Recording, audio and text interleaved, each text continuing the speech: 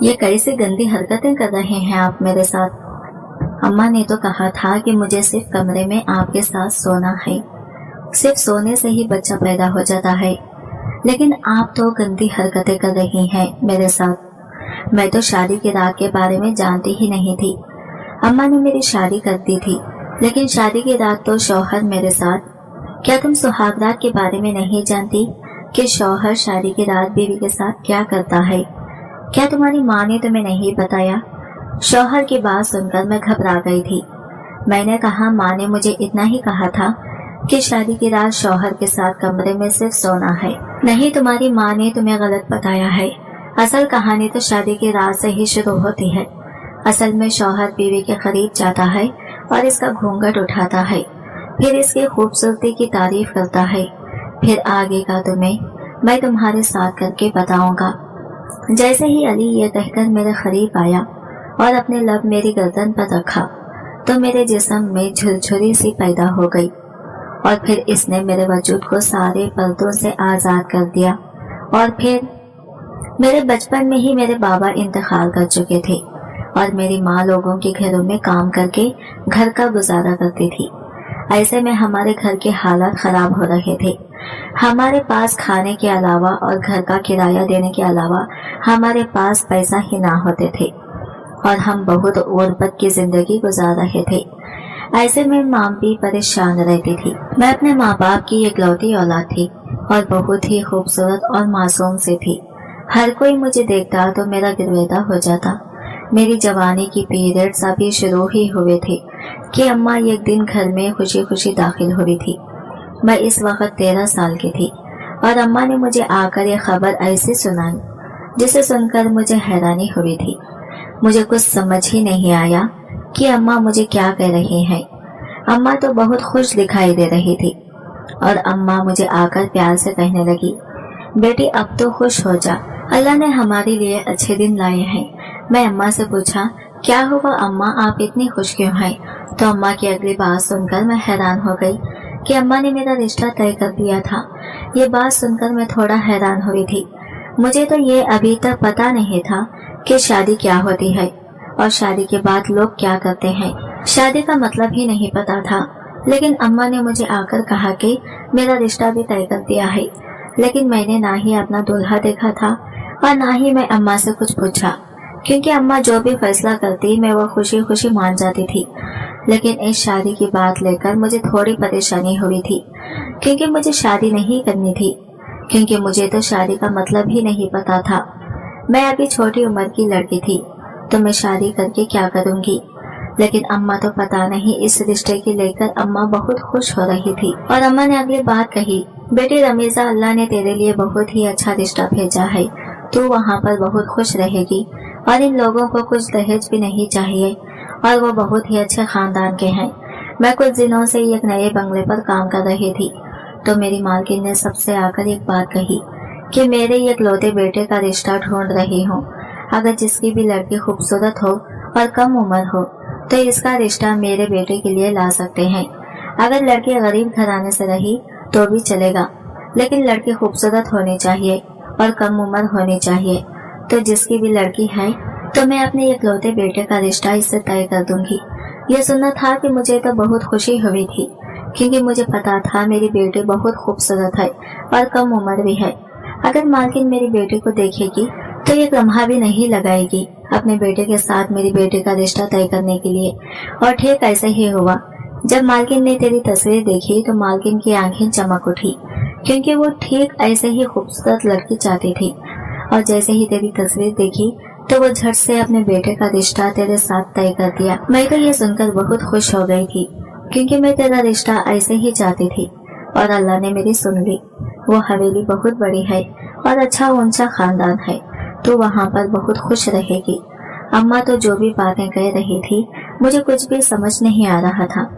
अम्मा, मैं शादी नहीं करना चाहती, अभी मुझे शादी का मतलब ही नहीं पता है, तो मैं कैसे अभी से शादी कर लूं? प्लीज माँ, आप मुझे अपने से दूर मत करें, मैं आपसे दूर रहना नहीं चाहती थी। रमीजा, तेरा रिश्ता नसीब से हुआ है, अल्लाह ने तेरी किस्मत में इतना अच्छा रिश्ता रखा है, ये मैं अपने ख्वाब में भी नहीं सोच सकती थी। और इसी हफ्ते तुम्हारा निकाह है, लड़का भी बहुत अच्छा है और इकलौता है।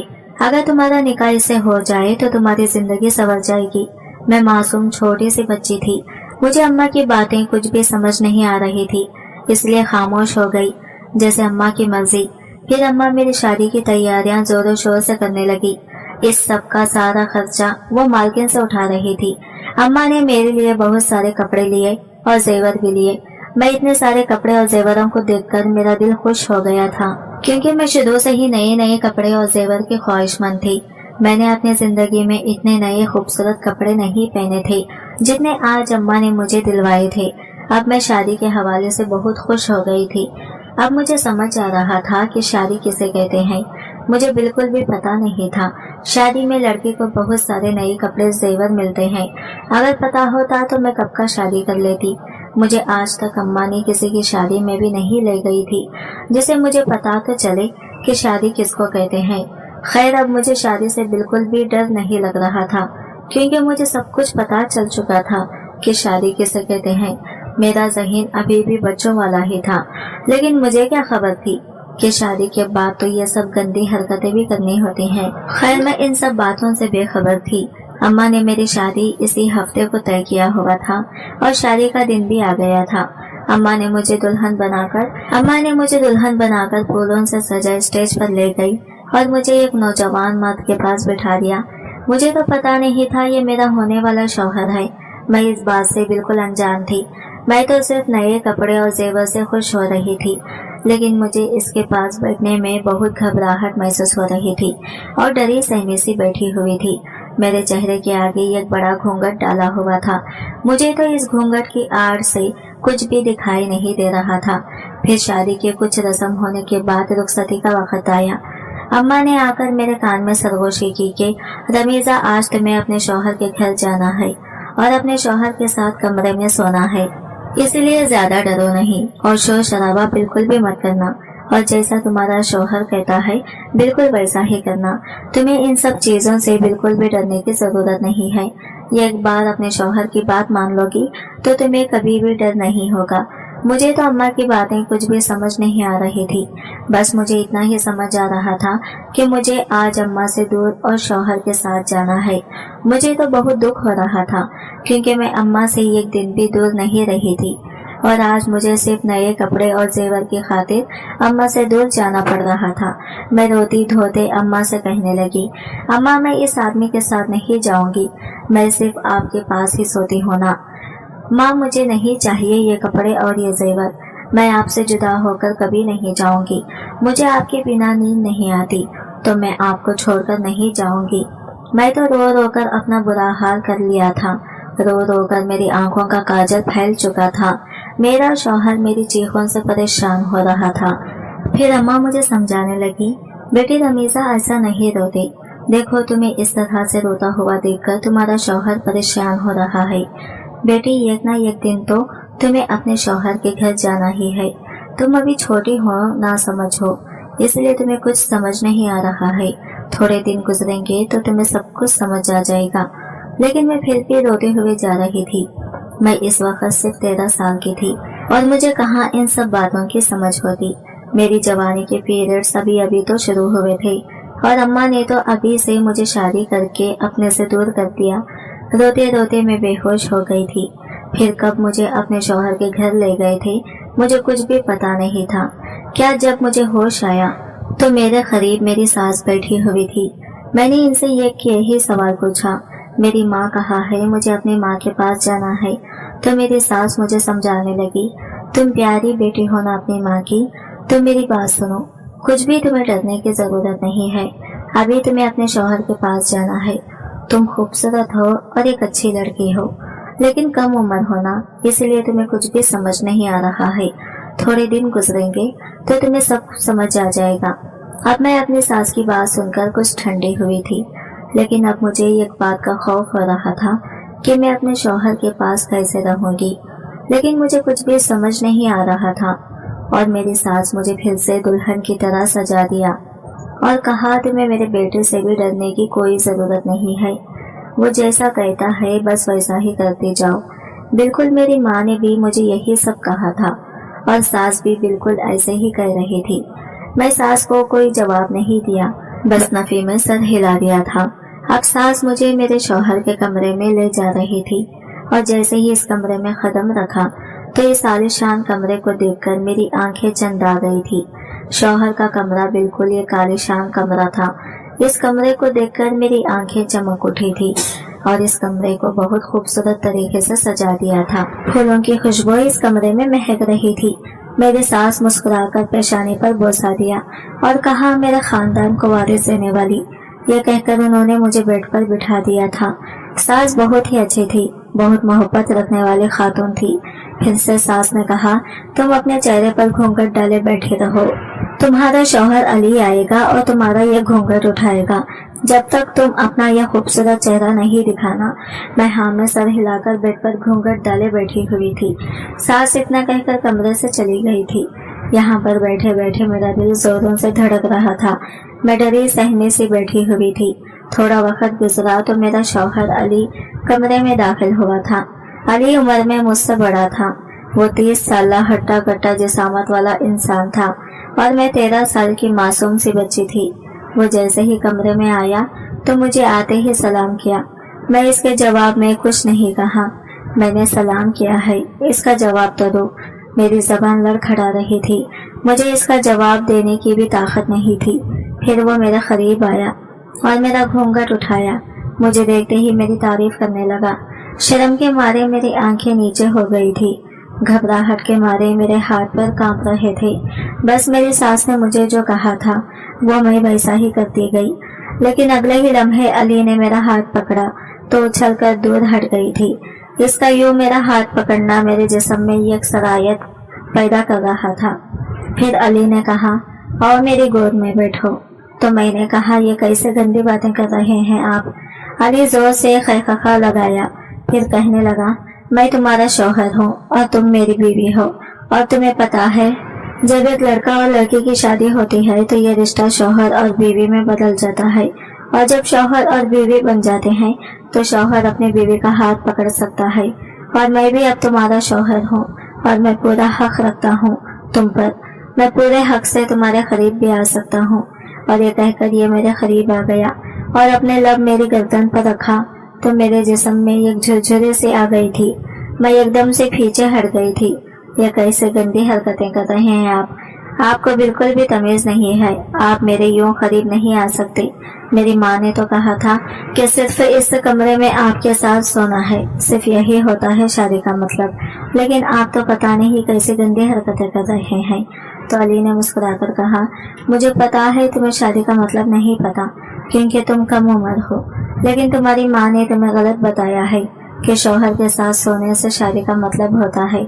ऐसा बिल्कुल भी नहीं है। असल में शादी की रात की कहानी अलग होती है। आओ तुम्हें मैं समझाता हूँ। क्या तुम्हें थोड़ा सा भी नहीं पता शादी की रात में शौहर और बीवी के बीच में क्या होता है। तो मैंने नफी में सर हिला दिया और कहा कि बस माँ ने इतना ही कहा था कि जब शादी होती है तो बीवी को चाहिए कि शौहर के पास सोए। सिर्फ शौहर के करीब सोने से बच्चा भी पैदा होता है। मेरी मासूमाना बातें सुनकर अली मुस्कुराया और कहा कि अब सिर्फ खामोश होकर मेरी बातें सुनो। मैं तुम्हें अच्छी तरह से समझा दूंगा कि शादी की रात क्या होता है। अब मैं गौर से अली की बातें सुन रही थी और अब मुझे अली से डर भी नहीं लग रहा था। मैं खामोश सी बैठी अली की बातें सुन रही थी। सुनो, जब शादी की पहली रात होती है ना, वो बहुत ही खास होती है शौहर और बीवी के लिए। ये पूरी जिंदगी में याददाश्त बनकर रहती है। जब शौहर कमरे में दाखिल होता है तो बीवी बेड पर घूंघट डाले बैठी होती है। शौहर इसके करीब आता है और इसका घूंघट चेहरे से हटाता है और अपनी बीवी की खूबसूरती की तारीफ करके वो अपनी बीवी के और करीब होता है। अब मैं बाकी का तुम्हारे साथ करके बताऊंगा। तो अली यह कहकर मेरे करीब आया और अपने लबों से मेरे लबों को छूने लगा तो मैं दूर हट गई। कहने लगी, अली आप ये सब गंदी हरकतें ना करें, मुझे ये सब अच्छा नहीं लग रहा है। अली कहने लगा, मेरी नन्ही सी जान, तुम्हें डरने की कोई जरूरत नहीं है। हर शौहर और बीवी के बीच में ये सब होता ही है। अब तुम मुझे ज्यादा नखरे ना दिखाओ, मेरे जज्बात गर्म हैं। इसे अपने फजूल के नखरे दिखाकर मेरे जज्बात को ठंडा मत करना। अब की बार अली गुस्सा हो गया था। मैं जितना भी इसे दूर रहने की कोशिश करती, ये इतना ही मेरे करीब आता। ये मेरी गर्दन पे झुका और नीचे की तरफ जा रहा था। प्लीज अली, आप ये मेरे साथ ना करें। लेकिन अली तो बिल्कुल जुनूनी हो गया था। वो भी कब तक सब्र करता। मैं अब खामोश हो गई थी और अली को नहीं रोक रही थी। अली तो मेरे नाजुक वजूद से तस्कीन हासिल कर चुका था। मेरी तो डर के मारे सुसुकियां निकल गई थी। अली तो इतना जुनूनी हो गया था कि वो मेरे साथ 4 से 5 बार और ये मुझसे तस्कीन हासिल करके बेड पर ढाई सा गया था। मेरी तो हिम्मत ही नहीं हो रही थी। मेरी तो आंखों से आंसू निकल गए थे। जब हिम्मत करके उठी तो बेड पर पूरा खून से मुझसे तो अब चला भी नहीं जा रहा था। मैं वॉशरूम गई और गुस्ल करके वापस आ गई, जब तक अली भी जाग गया था। मेरा निखरा रूप देखकर वो फिर से मेरे करीब आ रहा था तो मैं झट से कमरे के बाहर भाग गई और अपने सास के पास चली गई, क्योंकि मुझे फिर से इतना दर्द सहने की हिम्मत नहीं थी। इसीलिए मैं अपने सास के पास चली गई। सास मेरा निखरा रूप देखकर समझ गई थी और बातों ही बातों में कहा कि जल्द से जल्द वारिस दे दो। मैं अपने सास की बातें सुनकर शर्मा गई थी। शादी को 15 दिन हो गए थे, लेकिन अली अपने हक वसूल करे बिना नहीं रहता था। अब मुझे भी इसकी आदत हो गई थी। अब मुझे डर नहीं हो रहा था। अब मैं भी इस सब की आदी हो गई थी। मेरा शौहर और मेरी सास बहुत ही अच्छे थे। मेरी जिंदगी में खुशियां ही खुशियां थी। मेरी सास को जल्द से जल्द अपने बेटे की औलाद चाहिए थी, क्योंकि इनकी जिंदगी का कोई भरोसा नहीं था, क्योंकि इन्हें कैंसर की बीमारी लग गई थी। इसलिए वो चाहती थी कि इनके बेटे की शादी हो जाए और जल्द से जल्द वो अपने वारिस को देख सके। इसीलिए तो कम उम्र लड़की चाहती थी, ताकि बच्चे होने में दिक्कत या परेशानी ना हो। इसलिए तो वो मुझे अपने बेटे के लिए पसंद कर रही थी, क्योंकि मैं खूबसूरत भी थी और कम उम्र भी थी, और इनके सोच के मुताबिक मैं प्रेग्नेंट भी हो गई थी। और मेरे प्रेग्नेंट होते ही इनकी कोई खुशी का कोई ठिकाना नहीं था, और अली भी बहुत खुश था। पूरे 9 माह बाद मैंने ये जान से बेटे को जन्म दिया तो मेरी सास खुश हो गई और मेरी जिंदगी में भी खुशियाँ आ गई थी। आज की वीडियो कहानी आपको कैसी लगी कमेंट करके जरूर बताइएगा, और वीडियो अच्छी लगी है तो लाइक शेयर जरूर कीजिएगा। हमारे चैनल को सब्सक्राइब करें फ्रेंड्स। मिलता है अगले वीडियो के साथ, तब तक के लिए बाय बाय, टेक केयर, अल्लाह हाफिज।